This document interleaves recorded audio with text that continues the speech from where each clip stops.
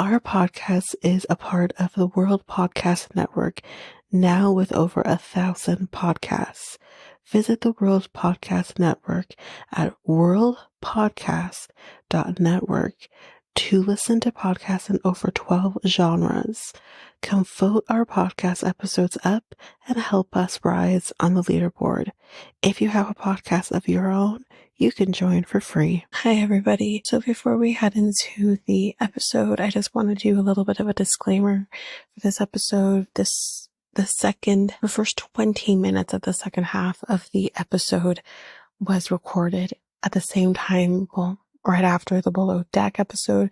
So there's something going on with my audio at this particular point. So the first, call it 20 minutes of the episode is going to sound very similarly to the Below Deck episode, but the rest of the episode should be fine. So I apologize for that. Just wanted to do the disclaimer so you're well aware of it. But without further ado, let's get into the episode.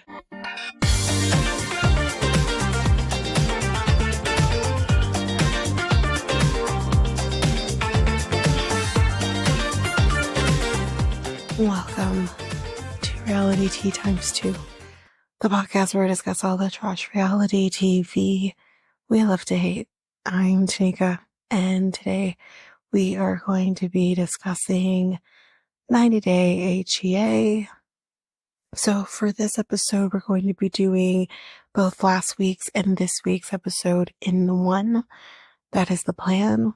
So, both of these were fairly short, so I don't think the episode will be ridiculously long or anything like that. Plus, we only have, I believe, one piece of hot goss right now, so it won't be too bad. But since we're on the topic of hot goss, let's get to it. So the one and only piece of hot goss we have is that Emily and Gobi have finally moved out of her parents' basement. So that's happened. So yeah, after years of saving up for, enough money to get out of the house, they have officially become homeowners. So per In Touch, the couple stayed close to Emily's parents and purchased a home in her hometown of Salina, Kansas. Per records obtained by the publication, which this is Monster and Critics, Emily took out a $249,200 loan for the home back in November, actually 2023. So that would have been probably on the time that they found out she was pregnant. Or, no, that math isn't math. So just either way before the baby was born. So anyway, they have a 4-level house, which was listed for sale at $311,500. It has 3 bedrooms. It's over 1,500 square feet. Has a basement, a spacious living room, an updated kitchen, and a large dining area. So good for them that they finally have a home of their own. But yeah, that's basically it for hot goss, but let's just hop into the reason that we are here. So 90 Day HEA, Season 8, Episode 17, The Troll Toll. So first we have Patrick and Thais. So we're headed to, I think it's Jararuba. Not the right? Anyway, it's a 3-hour car ride, and Carlos is in the front seat with Patrick because he's driving. And I think Carlos at this point asks, so does John speak any Portuguese? But somehow he only knows the swear words, as we've seen. So Carlos says to Thais, maybe you need to teach them both a lesson when it came to like the fight, because you mentioned about the fight with friends. And great. But anyways, they make it to Janaruba. It must have been really long 3 hours because it gets dark outside now. I don't know what time they left at, but anyways. So John and Carlos now are talking, but they do not understand each other. It's the next day whatsoever. They're like laughing with each other, but there's like no way that they understand each other.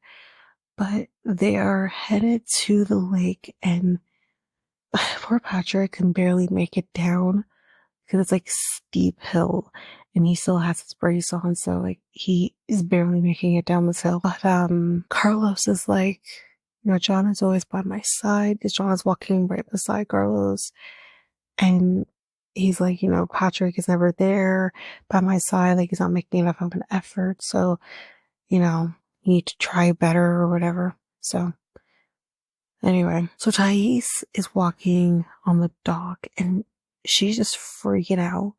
She's like, I don't think this is safe. I don't think this is safe. And they're like, it's fine. But she's terrified of the water. We'll get a little bit more on that. Well, actually in this episode as well. But there is a little bit more explanation in the next episode as well, which we'll get to with that. But yeah, so it was poor thing. But she's, freaking out. And Carlos walks right past her. He's holding Alexei, and he just walks right past her and doesn't even like help her. She's like, oh, well. I mean, her fear is irrational, I think, for everyone else. But, it's her fear, and you think of things that we're afraid of that maybe everyone else is also afraid of. And it's not necessarily her, depending on the fear. Anyways, so she ends up like crawling the rest of the way to this little dock area. So she managed to get across. And Patrick says that she is even scared of pools.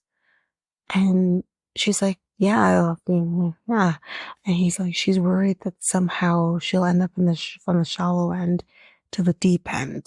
Just like that. And she's like, yeah, wind? I don't think the wind is that strong that it's going to push you from shallow end to deep end. Anyways. So Patrick goes on this hammock, but also kind of gets like tangled in it. And also he's struggling because of his leg brace as well. So there's also that part. And she's trying to help him. Carlos, in Carlos fashion right now, is kind of like, I'm fallen. That's mean. Let's not let the man who can barely walk fall into the water. But Patrick asks Carlos at this point, like, do you want to go fishing? He's like, not a big fan. Okay, what about skiing? Or skiing? And he's like, also no. I'm not really in the mood. But now Patrick is trying to just get out of the hammock, which he's struggling to do. He can't get out of it. But we'll kind of see on next episode, like, he won't try anything with Patrick, but he has no issues with John. Anyway. But that's basically it for Patrick and Thais in this episode. So let's move on to Rob and Sophie. Again, not a whole lot, kind of just getting towards the end. Things are straightforward at this point. So Sophie is partying and drinking, getting triple tequilas and the whole bit. And she tells Kay about Rob kind of smashing and dipping lifestyle he had back in Kansas. And Kay is like, I pray to the Lords that she breaks up with Rob. In a perfect world, I would be marrying her and it would be great. And here the truth comes out. More on that in the next episode, or in the second half of the episode, because let me tell you, I got some choice words for her. Anyway, we're with Rob, and Sandra Bullock is thirsty as fuck, and she's asking for his number. She's kissing on him and saying, I will come back. Or sorry, he's saying, I will come back. I still got a bottle of drink, and, just trying to get her off of him. But anyways, he says, like, I haven't had sex in forever. I could scratch that itch. please don't fucking scratch that itch. That's not the way to go. But he doesn't know what the right thing to do is. Well, I think as long as you're still married in all intents and purposes, the right thing to do is to not scratch the itch with another woman, even if your wife isn't helping you scratch that itch. So I think deal with that first and then figure it out from there. Although don't do it with Sandra Bullock. She's really thirsty. Anyways, his friends think that he is crazy for not scratching the itch with Sandra. But then Sophie calls him just out of the blue. And she's like, how was your night? And he's like, it's good. He's hanging out and chilling with the friends and everything. And, for his birthday. And she says, happy birthday, after he literally had to prompt it. It's his birthday. The first thing you should say is happy birthday. Anyway, he's like, I appreciate that, but listen, I will talk to you later. And she's like, okay, fine. She's like, I love you. And he says, I love you too. But when she said that I love you, I'm like, that's some manipulative shit. She knows exactly what she's doing. My girl, you dipped yet again. And you want to be out here and saying, I love you. You're playing games. You're really, truly no better than him at that point, where you're playing games with him and making sure he knows that this marriage is still going forward. That's fucking ridiculous. And it's fucking manipulative. And I don't like it. He's an asshole. But you could tell he struggled to say, do I say it back or do I not say it back? What do I do in this moment? And when he gets off the phone, says that was manipulative. That was manipulative. But more on what he thinks in a minute. We go back to her and she says that she doesn't want them to end, which I just don't understand that. And she's like, I'm best for him. No other bitch gets him like I do. They just see a hot, light-skinned guy, and yeah, he's hot, but I get him. He loves me. He pisses me off, but it's fine. And then she sips her drink. She's drunk. She's drunk off of those triple tequilas. But at the same time, it's if this is how you feel and work on the marriage, equally, actually put your best foot forward and make this work. And if it doesn't, it doesn't. But personally, again, I don't think they ever should. I think it needs to end here. But it's just come on now. Anyway, with him, he says, or his friends say, or his one friend here says, you still love her. But Rob thinks, her saying she loves him is manipulative. Like I've said, he walks back to Miss Sandra and yeah, but I'm not sure if this is when he was back in Texas or if he's still in Kansas City, but Rob feels like he can't do this anymore. I think he's back in Texas now. And he's like, I can't get anywhere with her. He also hasn't talked to her since that night when he was at the club. So this is back when, he's back in Texas. And that's the thing, you say, I love you, but then you don't talk to him again after that. And it's been a few days. That doesn't make any sense. Listen, I don't talk to my boyfriend all day, every day. We talk every day. We don't talk all day. I message him in the morning. We might talk throughout the day or whatever. But then, we'll talk later on, whether, after I'm done work or whatever. And we'll talk then. We will talk again in the evening. But it's consistent. And I can't imagine not talking to him. That is my person. I'm going to talk to him. And if you claim this person as your person and you're claiming you love him and everything, how could you not talk to him? So it's in so many ways, yes, he should put the foot forward as well. But in so many ways, when you say under the circumstances, I love you, the ball's in your court at that point. And you didn't take that ball and score it. Sure, sports. But you didn't do that. So I understand him being a little confused and frustrated by all of it. Anyway, so he's crying. He's a pretty crier, but he's crying and he's like, he says like, I hope that they, could have, or he says like, he could have worked out with her, could have functioned as husband and wife, but he's like the choice, I can't read my handwriting here, but the chance or the choice or whatever is not happening. He texts her and he's like, he texts her this, I'll be at K's at 4:30. If you have respect for me, you will come out and talk to me. But he says, this is it. He's ending it. And you know what? It's about fucking time someone does. And then anyway, an hour later, he's headed to K's. He calls Sophie when he gets there and says, I'm here. And she says, why do you sound pissed at me? She had to fucking know this was happening. But anyways, he's like, just come out and we will talk face to face. He says that she, hasn't volunteered to talk about this. So I have to be the one to do it. Make the decision for us. Because she sure is fucking doing it. So we'll see how that goes in the second half of the episode. But that's it for them for now. Let's move on to Kobe and Emily. So they are getting ready to leave. And then he kind of just throws on her as they're packing. This is the night before they're leaving.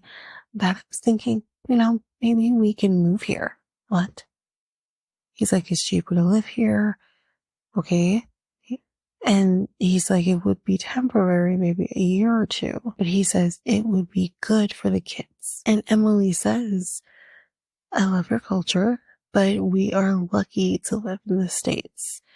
I didn't like that. I didn't like that we were lucky to live in the States thing because, he didn't grow up in the States and he seemed to turn out well. Anyways, and she's like, and how is this best for the kids?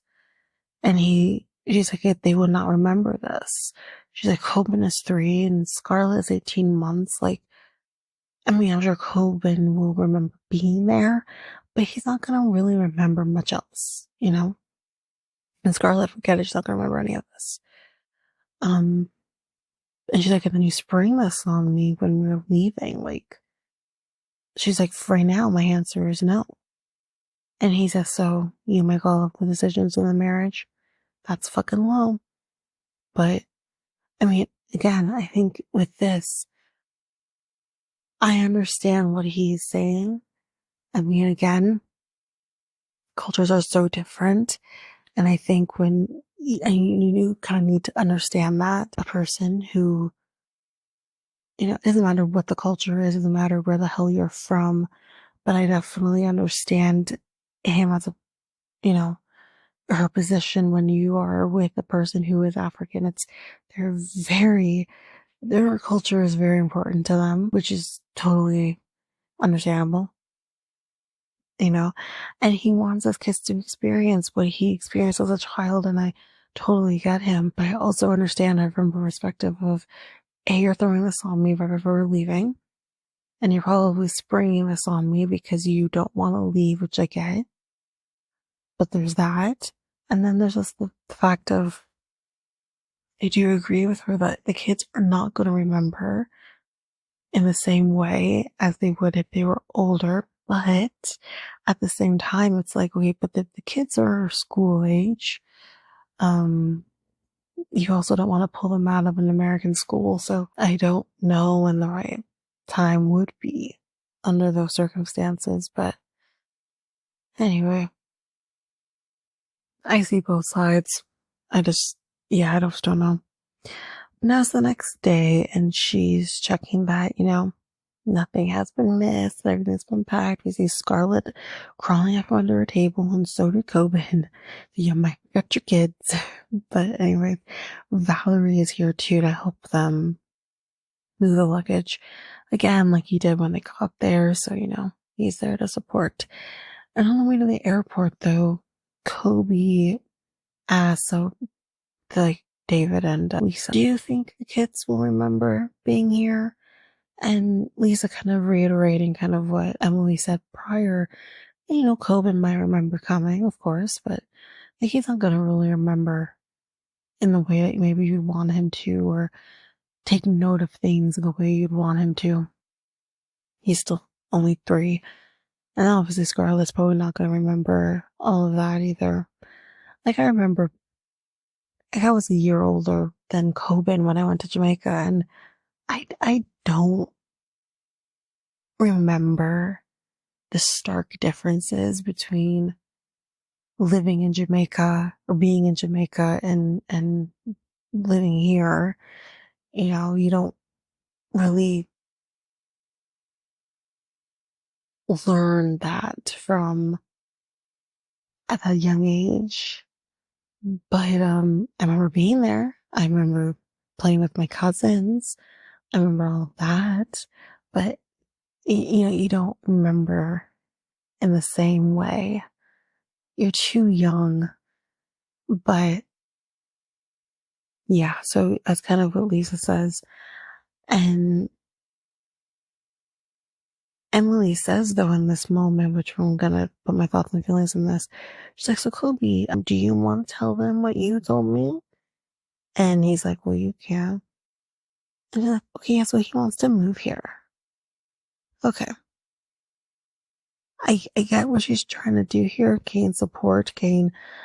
I mean, I don't know, she's necessarily trying to get there and put, but this was a conversation between you and him as a married couple. You did not need to include your parents in that.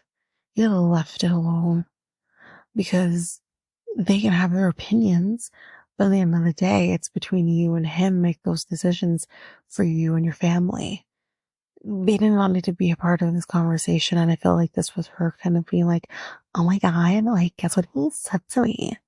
Like, get over yourself. But nonetheless, they do make good points here, because, I mean, mainly David here is kind of like, well, where would you live? How would you, make money?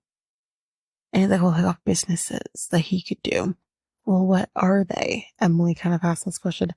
And he says, you know, it is what it is. He kind of evades the questions.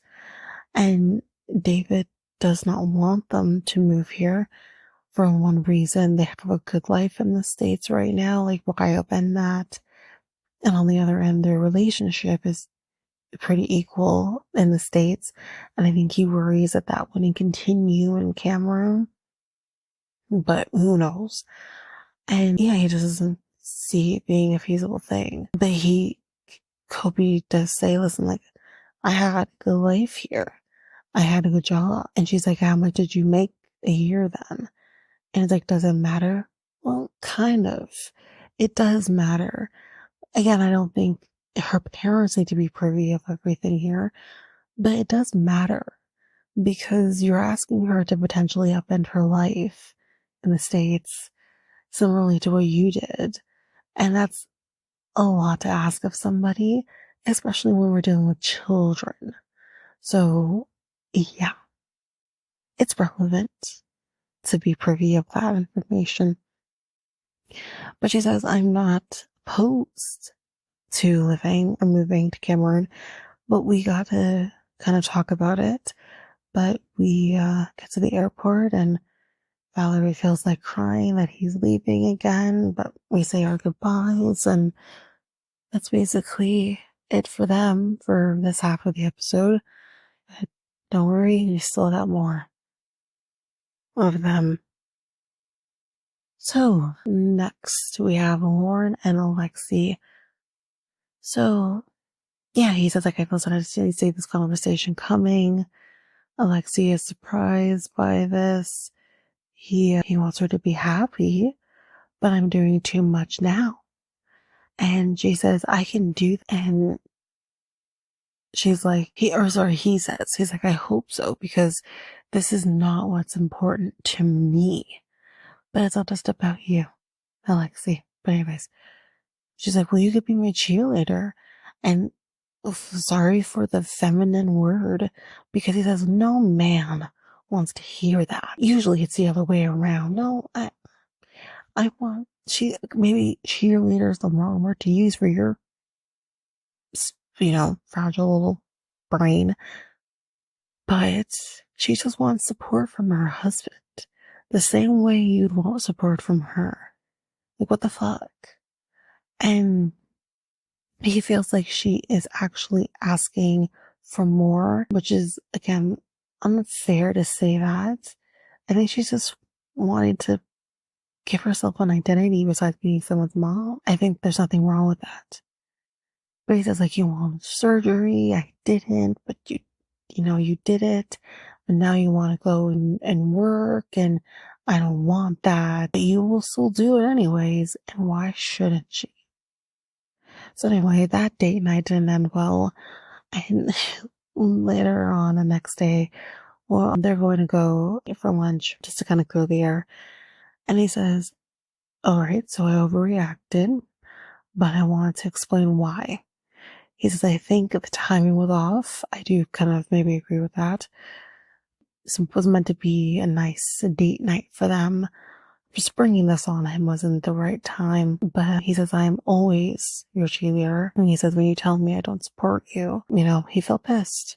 And I think that's understandable because he's definitely supported her. And he says I think she wants him to support her. Or sorry, I'm going to confuse here. He wants to support her, but he also just doesn't want to risk losing the Loren he knows and loves, which I think is get it. She just wants him to support her in this and encourage her to get back out there and work. And she wants to provide a little bit and not just sit around and do nothing. I'm very happy he said this part because he says, well, you don't do nothing. You do. You take care of the kids, you take care of the home. That's something. But he says that he will support her. So they quote unquote kiss the ring. She kisses his ring, he kisses her ring, and they make up. And Loren says, we should do these lunches more. I could fuck with this. So that's basically it for Loren and Alexei for this half. We'll have a little more. But yeah, let's move on to Jasmine and Gina. I think this is the last. Is it the last? Oh no, we also have Ashley and Manuel. So Jasmine and Gina. Today is the parade of costumes. Everyone's costumes look great. We got the eagle, which is nuts. Apparently it weighs 60 pounds. And then Jasmine comes out and she does her thing. And she, to me, she did good. I mean, she's stiff. But, she still did good. And, Gino's feelings for Gino. Poor fucking Gino. His feelings were hurt about being, dismissed, basically. And he says, she looked great. She might have been stiff, but, or maybe having bad posture. But he's like, I'll just bite my tongue because it creates more problems. That's like a great idea. But now it is the interview portion of the night. And one question that's given to one of the women is, are you a giver or a taker?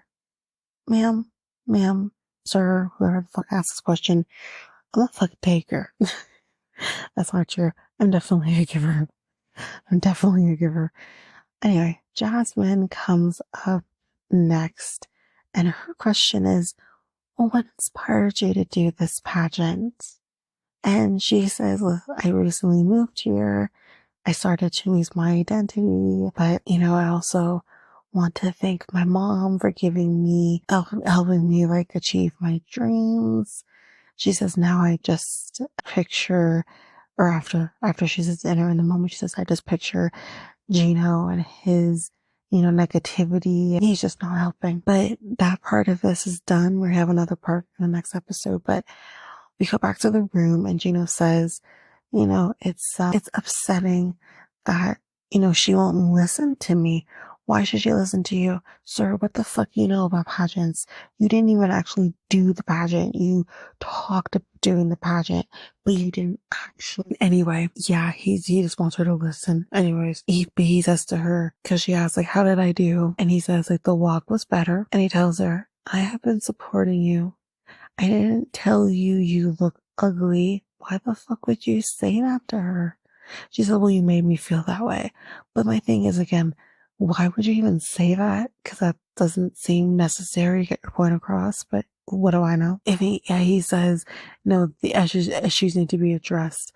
And he tells her, I need an apology. And she's like, for what? Like, what did I say? She handled herself well. She didn't yell at him when she said you can't come to the rehearsal.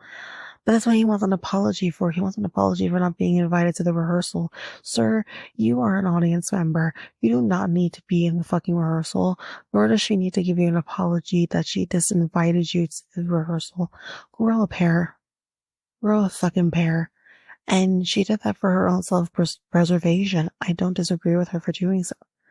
And she says, because, she says, like, for what? And he says, for that. And she says, I came here, right? I came here because of my depression, my alopecia. And while she's saying this too, he's like, no. What the fuck do you know? And anyway, she says, you're causing me a lot of trauma. And I mean, I'm sorry, but when your wife is telling you, I'm dealing with all of these things, I came onto this pageant to feel better about myself, or at least kind of center myself again, and you make it about you. You make it about the fact you making her feel worse, and her self-preserving, and you make that about you? How selfish can you fucking be? But Gino says, I got us here. And you told me that I couldn't go to the rehearsals. So again, he's going to throw in her face and wait for it. It's going to be more of that. He's going to throw in her face that I paid for you to be at this pageant. I paid for your dress. I paid for this. I paid for that. And you're just going to disinvite me from the purse. You're not owed anything. Just because you paid for something doesn't mean you're owed something. This fucking guy. And she said, you know why? You made me feel bad. And again, he can't even get out of his own fucking head with his patch of hair and literally say, I'm sorry. I'll do better. I understand that the reason we're here is to build your self-esteem. Yes, I might want you to win, and I'm sure you want to win too, but I'll back the fuck off. He can't even say that to her. Like, what the fuck? And she says to him, I am just desperate for your attention. She's like, my husband won't have sex with me. And it's been months, y'all. Like, basically, I feel like they haven't had sex since she stuck his toe in her mouth. Seriously. And again, my brain can't compute. Like, I think about the fact of my partner not wanting to have sex with me, which I will know something is wrong. And I think as women, we know when something is wrong, when our partners don't want to have sex with us. Like, it just doesn't make any sense to me. Like, I mean, no, it doesn't make any sense.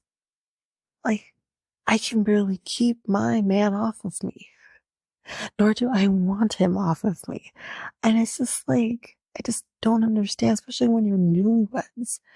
You're supposed to be in this honeymoon stage.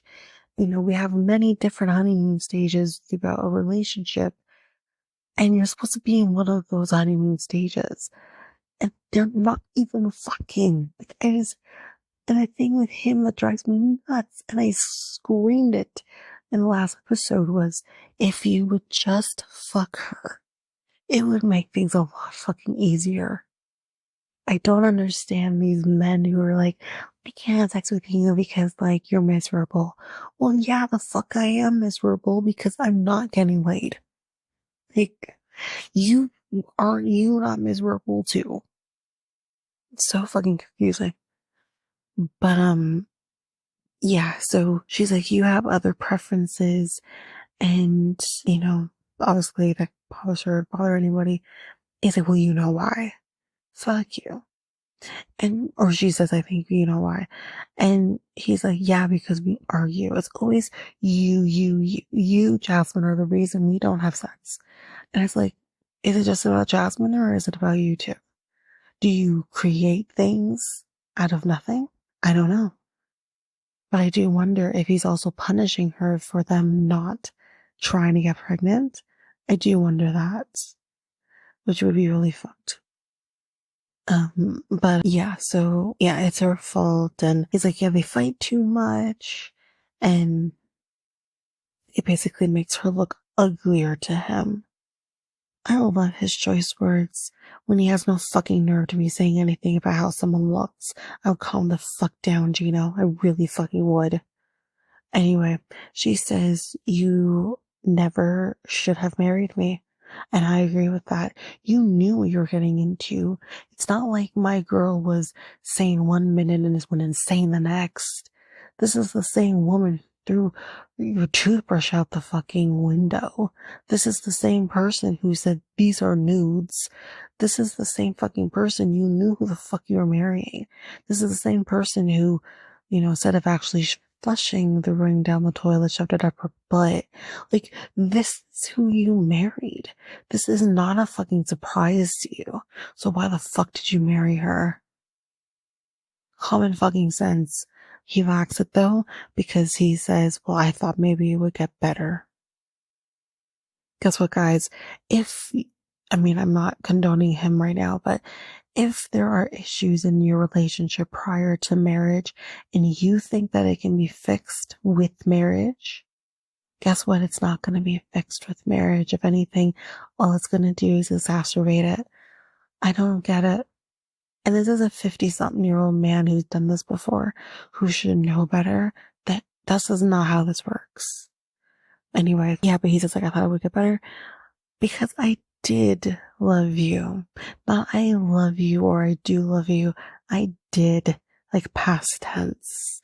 And I clocked it. You clocked it. Jasmine clocked it.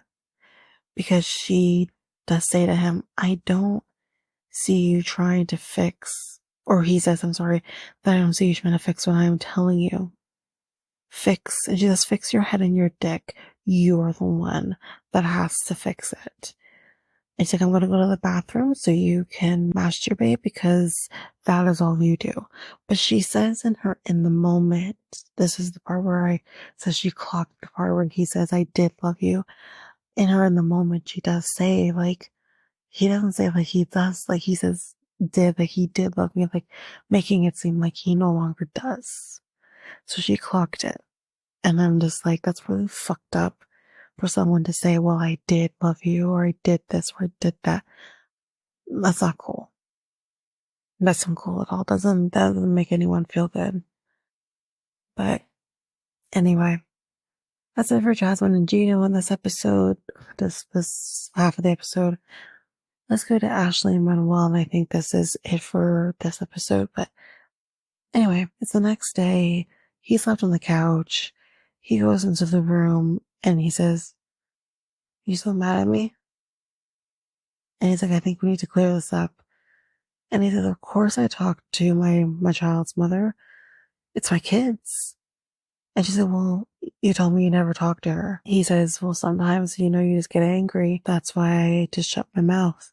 Now, here's the thing I'm going to say. I'm going to play devil's advocate. What if it's a yes and?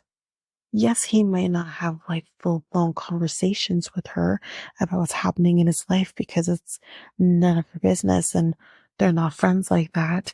But is it also possible that he talks to her for the mere purpose of saying, I've sent money for the kids, or I sent money to sell the kids or whatever, and that's it? Can it not be a yes and instead of an either or? Like, he says like you don't like her and all this. Yeah, again, can it be a yes and? He doesn't have to like her to make sure he is supporting his kids. Like, that's the thing. Like, I am not done because next episode, her fucking family, I want to box them upside the head. Can we use our thoughts? we use our brains? Are we incapable of using our brains? The answer is yes, we are incapable of using our brains. Now, that is not to say that Manuel is innocent in any of this, because where did the $1,000 go? That's the $1,000,000 question. But besides that, it's ridiculous. But we'll get to that on this in the second half. But yeah, it could just be a yes and in this situation. But he then says that, listen, I took $1,000. I just kind of left it in the bank account for a rainy day. He just wanted to hold on to things.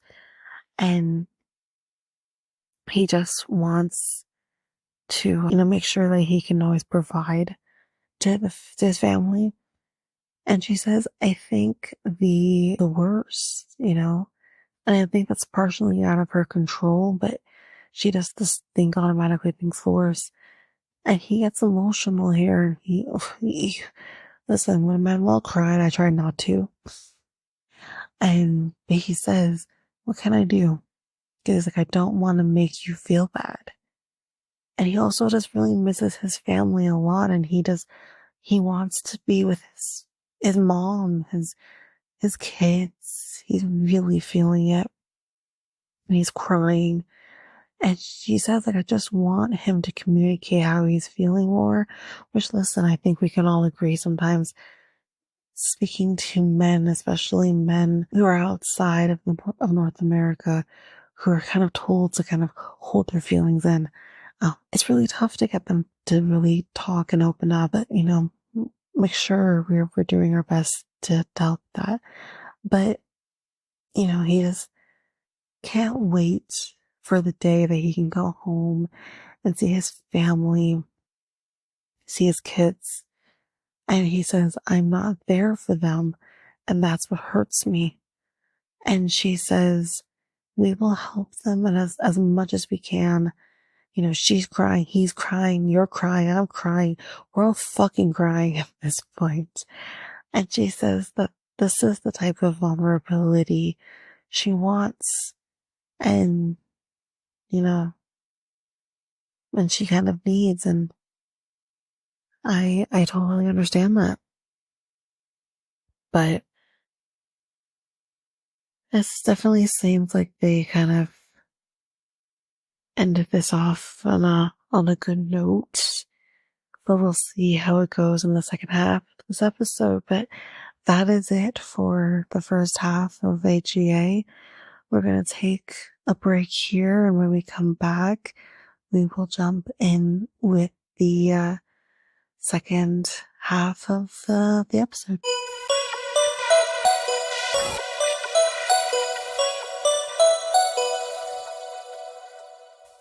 And I am back. So, let's do the second episode. And I do have some memes that are more, from TLC, more info related, in case you didn't see it on the socials, that I will read at the end of the episode. But let's get into the next episode, which is episode 18, The Big Bad Heartbreak.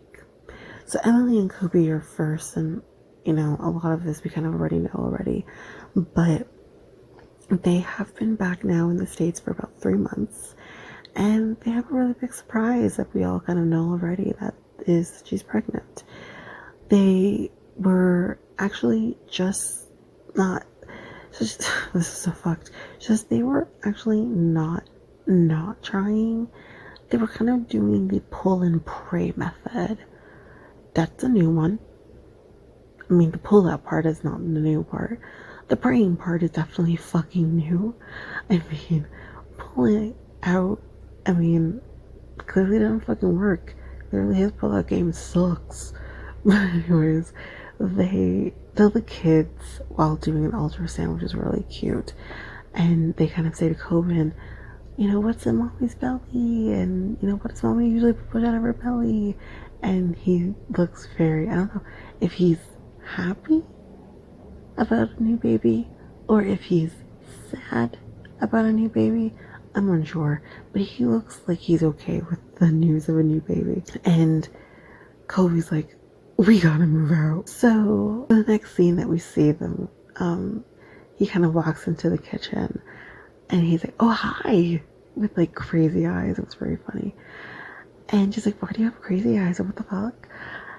But today is the day that they're going to be announcing the news. But how are we going to do this? You know?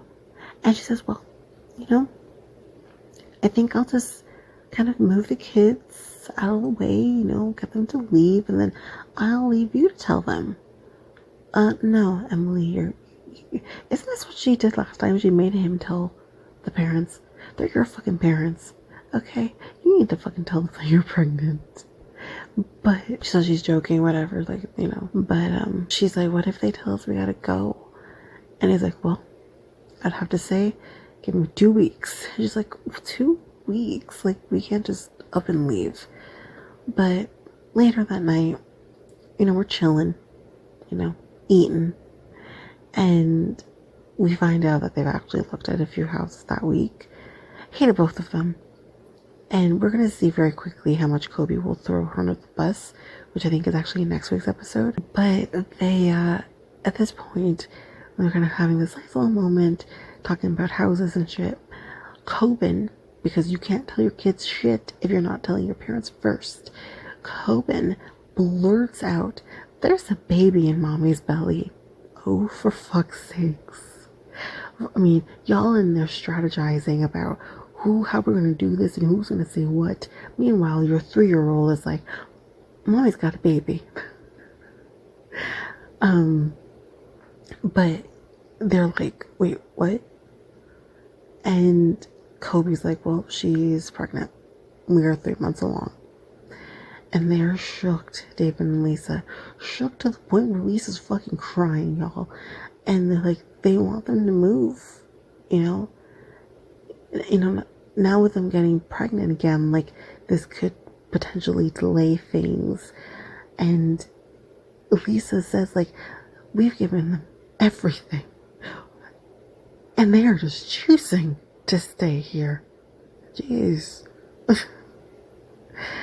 And Emily asks, well, are you going to kick us out? See, that's an unfair fucking question to be asking your parents. Listen, I get you're married. I understand that. But when you're married with 2 kids already in a fucking house where there's apparently one fucking bathroom, which has been debunked, but, like, it's a little unfair to your parents that they have to kind of deal with this. And then you have the damn fucking nerve to go and have sex with a really hot husband. And I totally understand that. Totally get it. But you go and you have sex with him and you get pregnant. Y'all get pregnant. You know, we can't do a little something to protect ourselves to make sure that we're not getting pregnant before we need to be getting pregnant? You know? Like, is this kind of selfish? Especially the whole, listen, Coben was unplanned. Scarlett was unplanned. And I'm not saying, like, you need to plan. I'm not saying that. But even just to have the notion of, well, maybe we can have a baby. Maybe we can, you know, fuck around and find out, literally. And we kind of go from there. But they're not even doing that, nor should they be doing that when they're still living at home. And it's partially because of everything, which we'll see in next week, because I think I do have coming up on in the end of this, but it's just like, girl, you the wife, you the mom, and I mean, I'm giving him, I should be giving him shit as well, but it's like he wants to move and he's motivated to move. I give her more shit because you're not fucking working. Now, how the fuck can you when you're pregnant and you have small kids, but you've never been motivated to work even before? You're working part-time as a babysitter. Like, what the fuck is that at 31, you know? It's, I'm irritated. See, I like them on Pillow Talk because I don't have to think about it. I don't want to think about it. You know, it's depressing to think about it. But anyways, we'll see more next week. But that's it for Emily and Kobe. Let's do Patrick and Thais. Hey, Carlos, come over here with me. And that is not Patrick, that was John. And Patrick is like, well, fuck me then. I like beer. You can ask me if I want beer, you know? But Carlos tells John that I wasn't feeling fishing, you know? He asked me about fishing, but I wasn't feeling it. And let's not forget, John can't understand Carlos. Carlos can understand John. But somehow they figure it out. And it's at this point, after all of this discussion, quote unquote, that John says, you know what, I have this handy dandy phone in my pocket that's gonna give me Google fucking Translate, and that way we can have a conversation with each other. That's like a fucking plan. But Carlos just kind of wants the blessing at this point. He really just wants that. And John says sometimes it's hard for Patrick to open up to people. But he is a good family man. You know, he's doing for his kids, he's doing for his wife. And Patrick at this point, while they're having this conversation, kind of having a little bit of a breakthrough, Patrick yells at this point, he's like, fuck the beers. You didn't actually say that. But come swim. And John tells Carlos he has, I think he has a heart, I think I remember it. Anyways, but Carlos basically wants more effort from Patrick, which I can understand. But Carlos and Patrick are swimming together, so we're definitely making some progress. This is great. But later that night, Patrick and Carlos, you know, and well, not just them, it's like all of them are there, and they're kind of like, I guess, in like this pool hall of some sorts, and they're kind of playing pool, Patrick and Carlos. And it's at this point that Thais is like, I don't know if anyone else noticed this, but I sure as hell did. Thais kind of look at John, kind of sharing this look of, we're going to dip and we're going to leave them alone to figure it out. And John is like, okay, so I gotta go. I got stuff to do. And Thais is like, I'm going to go put her to bed. Bye. But Patrick says, I wanted to come to, you know, come for you. I wanted to get to know you better. And Carlos says, you need to have more courage to talk to me. It's difficult for him, which, you know, for Patrick, which is understandable. But Patrick explains to him, listen, I felt rejected when you know, refused to give the blessing before, which kind of made him feel like he couldn't, like, kind of get there again to have this conversation with him due to that rejection. And Carlos, he explains, listen, I feel hurt by the whole thing. You know, this is his only daughter, or I think it was his only daughter, I don't even know, but it's a little girl, and he felt hurt. But he also needs to explain that to Thais, because Thais fucking did it, but anyways. And he's like, it kind of, you know, he felt like he lacked humility, I guess. But it's like kind of at this point where they're kind of having this conversation, getting, you know, deep with all of this, that he does ask for the blessing. And I think that's all Carlos wanted, because he starts crying. I think Patrick could have been as monotone as fuck asking for this blessing, and he still would have gotten it. Because like I said, Carlos is just crying. He says, this is what I wanted to hear. And he says, thank you. You know, you're my son-in-law now. Just as simple as that. And he says that I'm sorry. Carlos says I'm sorry. And they're hugging. We're like, this is great. Patrick feels better. And he said Thais will be really happy. But later on, I guess it's like another day, I'm not sure which day. But Carlos is gone now. Carlos has to go back to work. And it's the last day, though, in John Aruba. and we're going on a boat. Actually, I think was Carlos there? I can't remember. I think Carlos might have been there. I can't remember. But John is like, can you imagine the dead bodies that are in this water?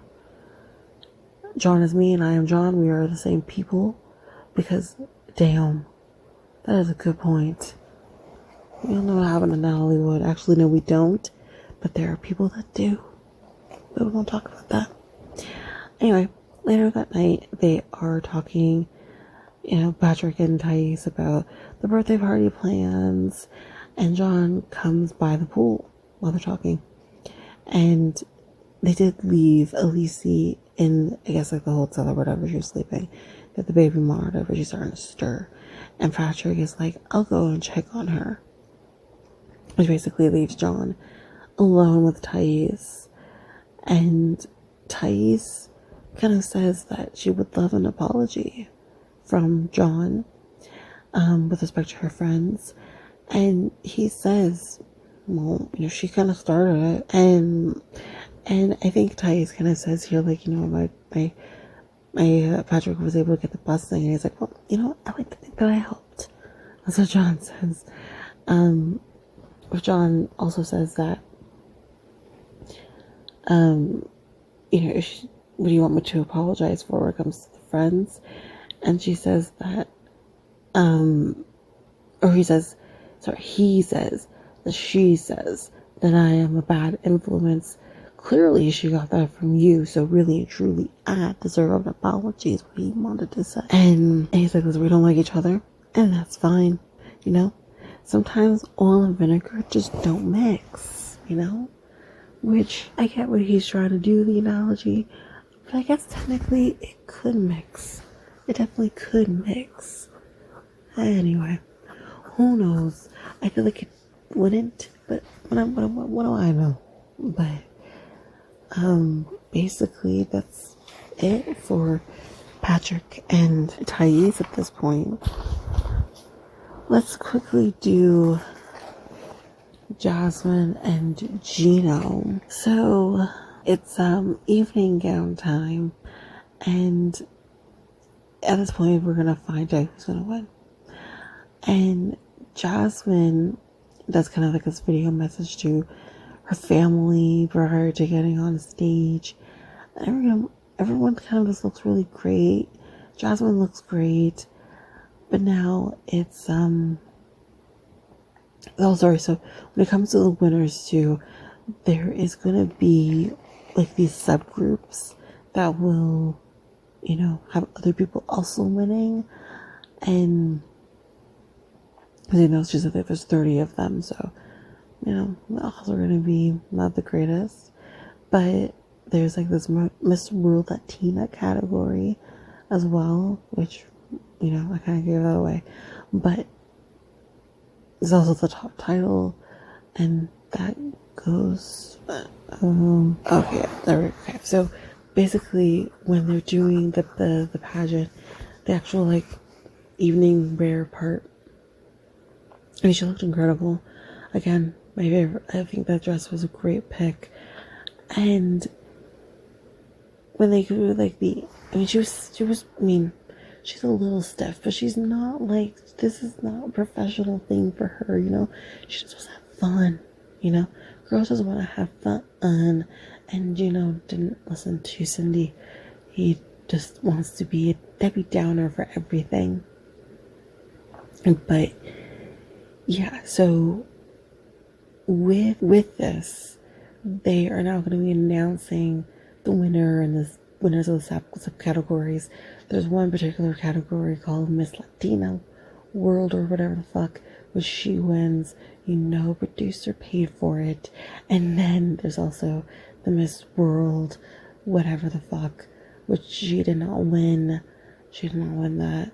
But you know what? She won something. She got a fucking crown. And you know what? Job well done. Later on though, we're taking some pictures, and says congrats. You did it. And he's like, yeah, I did do it. Oh, you didn't help. I definitely did it. And he said that he's yeah, I think he said that she is giving him the cold shoulder, which makes him feel, not the greatest, but, probably the same way she feels about being told that she's not doing a good fucking job. But anyways, and he's like, I didn't think that this is kind of how it would go, obviously with her, with him helping her or whatever. And the kind of fight starts at this point. And she's just like, I'm always the problem because he always pushes it on her. And he says, I don't feel, or I think she says, I don't feel wanted. And he says, I don't really take kindly to your attitude, or whatever the fuck he said. And he's like, I supported you with everything, rent in Panama, and obviously doing this project. And he says, I put a lot of money into it. And so he says, like, how about the work I have to put in for your, permanent residency and all of this? Like, he's digging that, that grave to, come on, she's gonna ask about it. And, she's kind of startled by this, kind of talking about the fact that he is working on the permanent residency. Because she says, listen, I asked him about this about 3 weeks ago, and he told me that he had submitted the paperwork already. But now he's telling me that he's working on it. So somewhere he's fucking lying. Kind of weird is it? I mean, I don't know if he's necessarily withholding her paperwork purposefully, but it is interesting. But basically that's it for Jasmine and Gino. So now let's do Rob and Sophie. So Sophie, we're kind of, again, starting off where we left off with him waiting for her to come out. And she comes out and she is surprised that he's actually there. Which, I mean, for me, I'd be like, what's up here, right? But he says, so I wrote this down so I wouldn't forget everything, when really what he should have said is I typed it up. And Sophie, he says, Sophie, I think that the best thing for us is to end this. And she's like, what the fuck? Why? I want to know what the fuck. Why don't you think so? Ma'am, you don't live with your husband. You're not trying to make this work. You don't communicate with him until you feel like your marriage is being threatened. You really don't want this. But for whatever reason, you're not letting it go. Or maybe you do want this. I don't know. But you're not going about it in the way that you need to make sure this works. Like, I'm so confused by her. But he's like, can you let me talk? And she's like, okay. And he says, I personally can't do this back and forth anymore. You already moved out. Everyone who supports you hates me, which makes me think, so do you. Now, I'm going to pause. Number one, I do want to say here, and everyone has their opinions, but I think Rob did the best thing here by being the one to pull the trigger, because she isn't. And it isn't fair to them anymore to keep doing this back and forth. You don't live with me anyways, so what's the point? However, when saying everyone who supports you hates me, so it makes me think you hate me too, comment wasn't at all necessary. Who cares if everyone hates you? If she wanted to make this work, it's more about that. If she wanted to make this work, she would have made it work. I don't think it's so much that she hates him, but I think she has way too much people around her who she listens to because she can't make up her own mind. She has a mom. She has Kay. She has Rob even too, and she just doesn't know. She's not her own person to the sense of she can make her own decisions without being influenced by others. And we're going to see what's going to happen in a minute, because Kay ain't much better. But we're going to get to it. You obviously know Kay has her opinions, but my goodness. So let's kind of finish this up. So He says, I think for my mental health, it should be ended here. And she gets up at this point and just goes back to the apartment, doesn't talk to him, doesn't say anything. She just runs away. How is that conducive? You have a marriage that's imploding and has been imploding this entire time. So why wouldn't you talk to him? You know, which everybody, let's realize this. At the last tell-all, they were already broken up. You could tell by her hair color. It's insane to me. But anyway, he then gets up and knocks again on the door because he wants to talk to her. He wants to hear what she, what she's thinking, what she's feeling, whatever. They both deserve to have this, like, they deserve to have this conclusion. That's not the word I want to use, but yeah, they deserve to have that. So her walking off doesn't give him that, doesn't give herself that. And he doesn't want it. If he didn't give a shit, he would have walked off. That's what I think. But instead of Sophie coming out, Kay is the one that comes out. And she says, go. I heard your stupid speech. Excuse the fuck out of me. Who the fuck are you, ma'am? Let's continue. She's like, just go. Bye. And he says, I can't remember exactly. Oh, he says, you need to mind your business, basically. And she says, this is my business. Where the fuck is your business in this relationship? Ma'am, this has nothing to do with you. I fucking hate her. I can't. Listen. PSA for people out there, if you need to hear this. If you have a friend like this, mind you, this friend wants to fuck her, but if you have a friend like this that exerts themselves in this way in your relationships and inserts themselves in this way in your relationships and is doing it to your detriment, it's one thing if you say, I don't like this person, but whatever decision I've been in circumstances like that with my friends where I may not necessarily agree with their choices and their partners, but that is their life. They have to be happy in the decisions that they're making. You know how I'm feeling, but at the end of the day, I'm going to support you whatever you do. That's what a friend does. This bitch ain't doing that. Right? So he says, it's between me and my wife. It does not include you. And true. Very true. He's like, as much as you think it does, it doesn't. So she's like, so go console her. So go and console her. Basically what he says. So she says, you're going to blame her for this breakup when it's been you the whole time.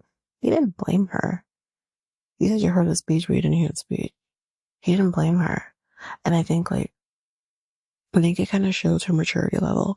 Just because someone initiates the breakup, especially in this case, doesn't mean, it's him wanting to really end it or blaming her for anything. It's him realizing this isn't going anywhere. She isn't doing it. I'm sitting here waiting for her to make the move. That's what he's been doing this whole time. And she's not making the move. This is him freeing both of them from what is the inevitable. But he never blamed her. He just said, I think it's best for both of us if we just end this.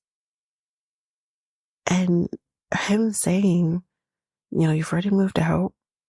Everyone who supports you hates me, which again, I don't agree with him saying it, but whatever. That's not blaming her. That's just factual. It's a fact that she left. And it makes him feel like you're not coming back. It's a fact that people who love you who support you hate me. because they do. You hate him. Claire hates him. They hate him. I mean, yeah, that's not him blaming her. That's a fact.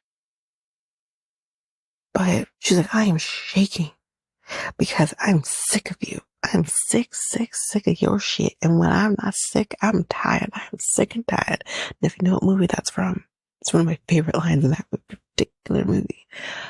But, ma'am, again, this has nothing to do with you. Do you have a life that you're so involved in someone's relationship? Like, I'm sorry, personally, me, you learn in having serious relationships, which I would think Sophie would classify this as a serious relationship. You married him. That you learn to, yes, talk to your friends about certain things because you need to get that off your chest. But also be very careful what you tell your friends because not everything needs to be their business. You need to preserve your relationship and preserve what your friends think of their person. I talk to my friends about certain things and whatnot, but really and truly, the inner workings of my relationship, whatever goes on in my relationship, is between me and him.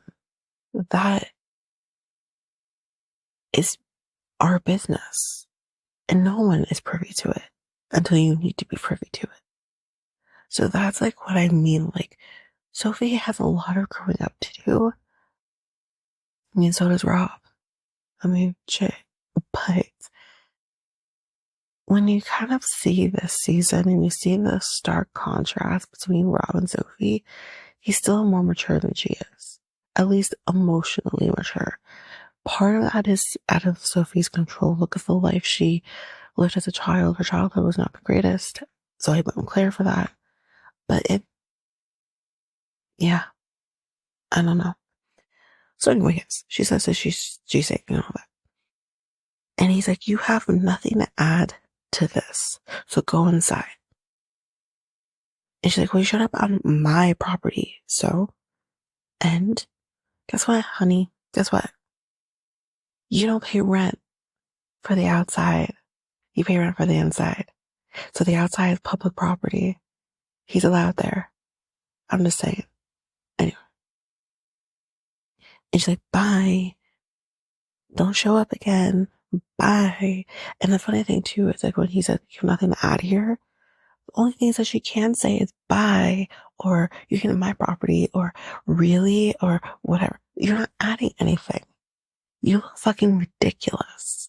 You look fucking ridiculous. You're better off just staying inside, being with her, being with Sophie. Be her friend in this moment and just stay the fuck out of it. But at the same time, Sophie should have told her to stay the fuck out of it. As I would have. Unless I really need you to be that. And I've been there. Where I need my friend to be this mascot for me. Because I'm being beat down. And I understand all of that. But this didn't add anything at all. So she's like, you know, the nerve of him to break up with her. He goes back in his car and he's like, you hate me so much. So then why are you like mad that I ended it? Great question. That's the thing. It makes no sense. You wanted them to break up and you want Sophie to yourself. But now that you have the opportunity to have Sophie to yourself, you're so mad. I'm so confused because he's the one that ended it. Like, I'm so confused. It's done. They're done. You have Sophie now. What the fuck? It's so weird to me. She's a fucking weirdo.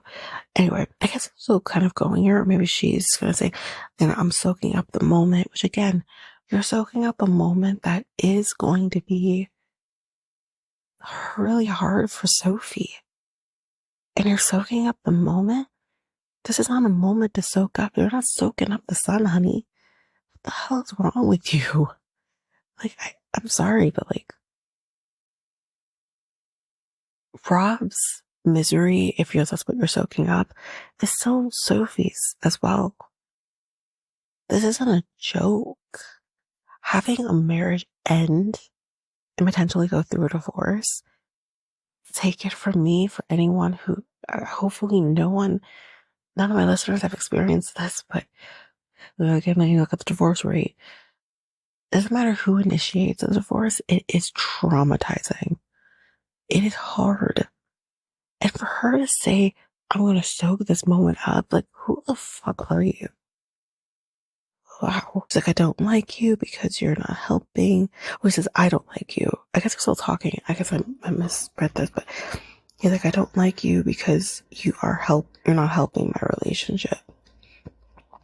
He's like, I get you care for her. I do too. But he's like, but it's okay. I'm gone. And she goes back into the apartment. He goes back to the car saying, Kay should have stayed in her lane 1000% and minded her own business. If Sophie couldn't talk to me, then leave it at that. And that is, again, very true. And he's like, I want to make sure she understands. And I don't know if she understands. But, I mean, again, are you saying that you couldn't talk to her again if she needed to talk to you again? It's curiosity. But anyways, it's just, I agree with him. If Sophie couldn't talk to him anymore, leave it there. Because he's not here for Kay. She made things worse. She made things worse. And we're gonna kind of see Sophie's breakdown in a minute. But she made things worse. Anyway, that's it for Rob and Sophie. Let's end this off with Loren and Alexei. Not much here, but interesting enough. So, her parents are coming over for dinner. And when they show up and they're going to go say hi to the kids, did Ariel just start crying as soon as she saw her grandmother? She's like, I know you're a fucking monster. I'm going to start crying now. What the fuck? It's good. And I was like, she is not happy. So it's been 3 months now since the surgery. And today marks the official end of her recovery. So she tells everyone, obviously Alexei knows, but she tells everyone, that Dr. I think it's Des, right? Cleared her and she can lift the boys and Ariel now. And Alexei is obviously very happy. Her mom says, I am proud of you. I don't agree with what you did, but I am proud of you. They leave it at I'm proud of you and call it a day. God damn. A compliment sandwich, basically. She's like, don't do it again. And then it's kind of, well, about that, she says that her fat transfer didn't quite go the way they expected it, or she was hoping for. She said she knew she would lose some of that fat, but she lost more than she'd wanted. Okay. And? But apparently, Dr. Des, what the fuck guy, literally says to her, well, we could do a second fat transfer in your boobs. And she's telling her family this. And they're like, pardon? What? And Alexei's like, the fuck you say? What? Alex is like, don't start with me. She's like, it wouldn't be now. Because she's still technically not fully recovered until like a year afterwards. So they would never do it now. So it wouldn't be now. That don't fucking matter. It doesn't matter if it's now, tomorrow, next year, 10 years, dead. It won't matter. You're not doing it again. Why do you need to do it again? We'll get to that in a second. Why she thinks she needs to do it again. And she's like, I want bigger boobs. And I mean, her mom is a monster, but this was fucking funny. Her mom says, well, if God wanted you to have bigger boobs, he would have given it to you. Oh, fuck. It's like, it's an option to do it. So why wouldn't I? Why would you? Why do you need to? It's an option for me to go, I don't know, what's something you could do that you wouldn't do? It's an option for me to go swimming with the sharks. Why the fuck would I do that though? No, thank you. I like my life. You know what I mean? It's like it's the fucking option. Everything can be an option. Everyone has a choice. Doesn't mean you are supposed to do it. You know? For fuck's sakes. And she's like, I've struggled with my body issues my whole life. To the point where, like, her dad says, yeah, I know you couldn't walk in front of mirrors. And maybe she still can't. I don't know. But Loren, I don't know if you're listening. I don't know. We're going to see. Surgery isn't going to help those issues go away. Because even when you are happy or you get what you wanted, you're still not happy. Your boobs are not big enough. You're still not happy. So what are the chances that bigger boobs are going to make you happier? It's not, because you're going to find something else that you don't like. You're going to find something else you don't like. The only way to combat those issues that you have is therapy. Now, it's not 100%, but it can at least give you a little bit more of a chance to love yourself and love what you see.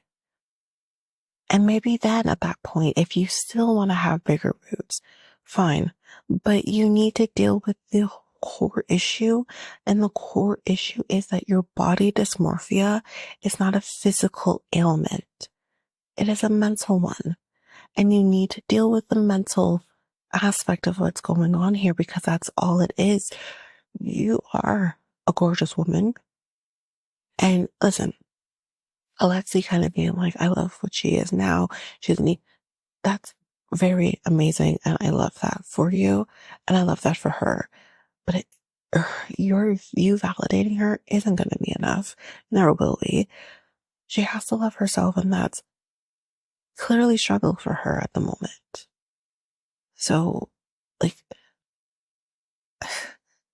shame on Dr. Dev for not making sure that what she's doing isn't for just because she wants to change something and not for her to change her mental health.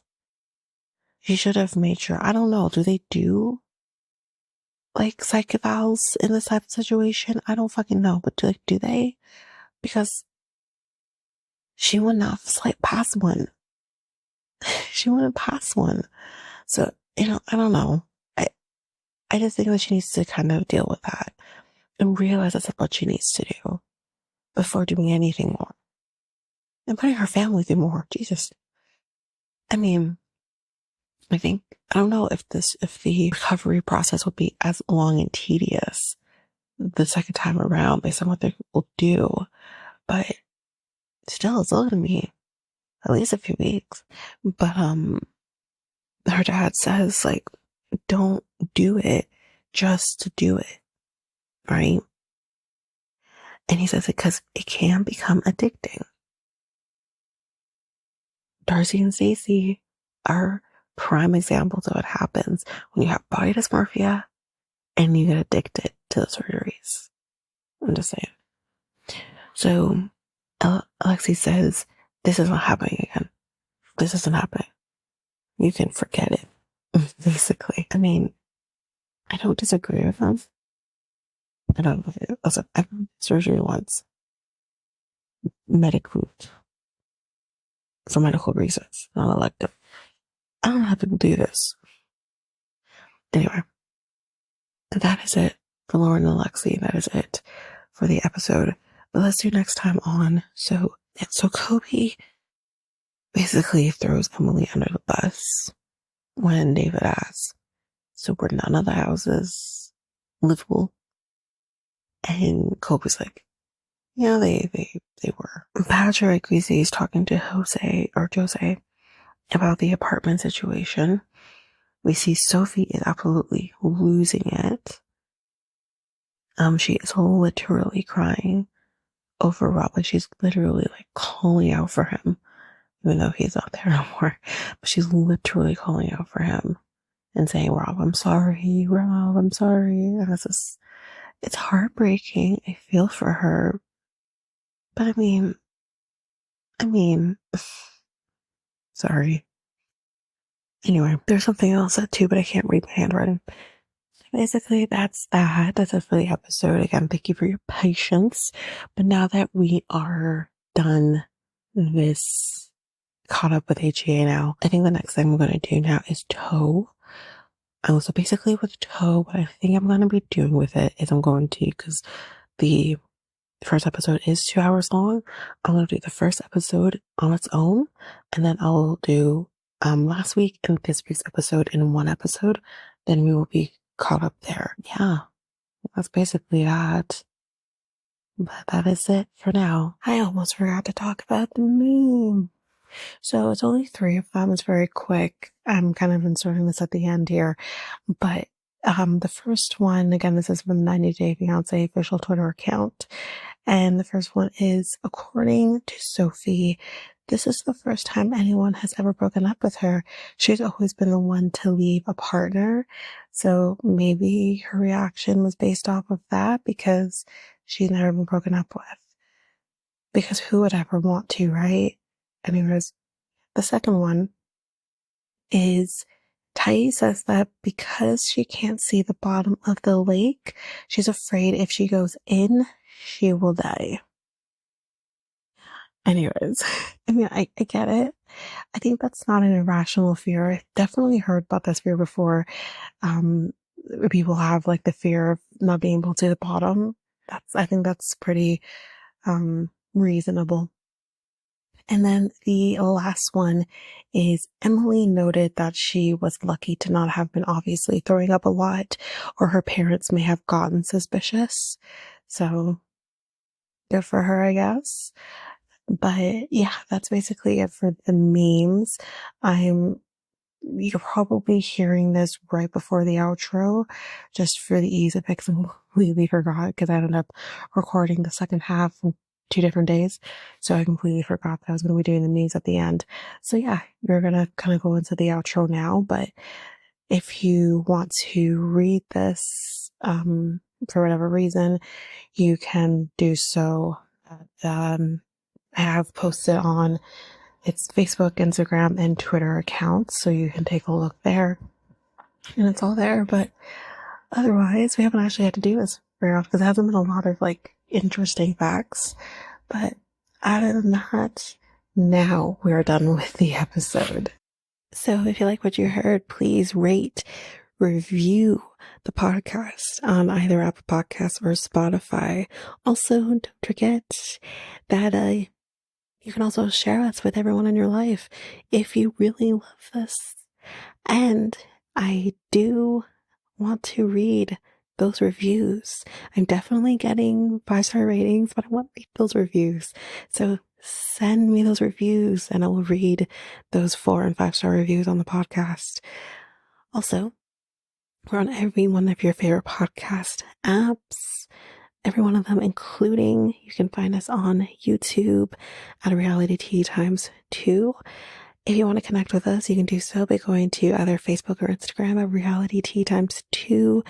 You can also find us on Twitter, TikTok, Reddit at Reality Tea Times 2 Pod. We also have our email, which is at realityteatimes2 at hotmail.com. Definitely want to hear from you guys. And we also have our new website where you can listen to all of these episodes. You can review the podcast on there as well. You can connect with me in any way, all the stuff. It's all there, and you can find me there at www.realityteatimes2, all spelled out, .podpage.io. It's there. And don't forget, I also have my other podcast with my friend Mikkel, Next Take Podcast, where we talk about all kinds of different topics. But you can find us on any of your favorite podcast apps over there as well.